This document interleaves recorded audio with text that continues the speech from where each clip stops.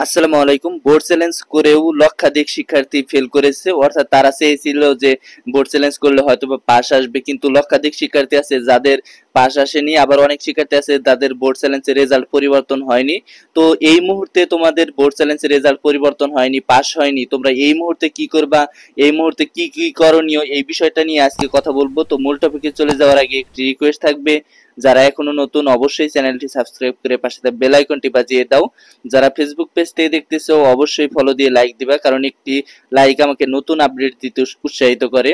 তো শুরু করা যাক। দেখো, এই মুহূর্তে করণীয় বিষয় হচ্ছে তোমাকে অবশ্যই স্কুল কর্তৃপক্ষের সাথে যোগাযোগ রাখতে হবে, হয়তো বা 2 দিন 4 দিন বা 1 সপ্তাহ পরে অবশ্যই স্কুল কর্তৃপক্ষের কাছে যাবা। সেখানে যা যারা এবারে 10-এ পড়ে, অর্থাৎ এসএসসি 2025 ব্যাচ, তাদের সাথে তুমি পরীক্ষা দিতে পারো, অর্থাৎ টেস্ট পরীক্ষা দিতে পারে। স্কুল কর্তৃপক্ষ যদি বলে যে তুমি ফেল করেছো, তোমাকে টেস্ট পরীক্ষা দিতে হবে, সেক্ষেত্রে টেস্ট পরীক্ষা দিবা, সমস্যা নাই। আমি জানি সাধারণত টেস্ট পরীক্ষা দিতে হবে না।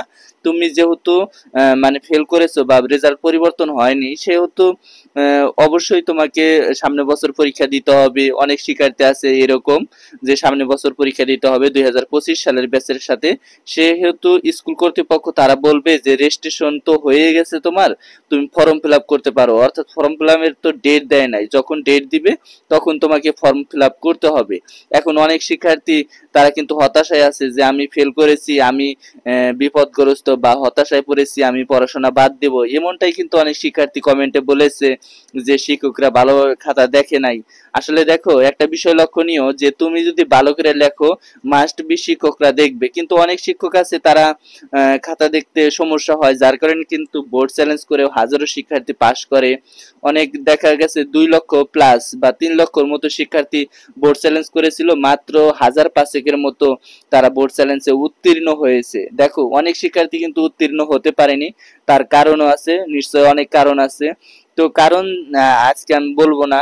তো তোমরা অবশ্যই বুঝে নিবে যে তোমাদের যে করণীয় বিষয়টা সেটা হচ্ছে যে 2025 সালে যারা পরীক্ষা দিবে তাদের অনুসরণ করা। অর্থাৎ তুমি গণিতে ফেল করছো, ইংরেজিতে ফেল করছো, সেই সাবজেক্টগুলো ভালোভাবে এখন থেকেই পড়াশোনা করা, সামনে প্রাইভেট নিতে পারো, প্রাইভেট টিচার রাখতে পারো, যেন তুমি ওই সাবজেক্টগুলো ভালো ফল এনে তুমি কলেজে পরবর্তীতে ভর্তি হতে পারো। এখন অনেক শিক্ষার্থী হতাশায় আছো, হতাশায় থাকার কোনো প্রশ্নই ওঠে না। এই মুহূর্তে তোমাকে অবশ্যই নিয়ম রুলস মেনে পড়াশোনা করতে হবে। অনেকেই পড়াশোনা বাদ দিতে চাইতেছো, নো নেভার, কখনোই বাদ দিবা না। তোমাকে নিয়ম রুলস মেনে ওই বিষয়ে তোমাকে উত্তীর্ণ হতেই হবে। তো এটাই তোমাদের জন্য আমি দোয়া করি।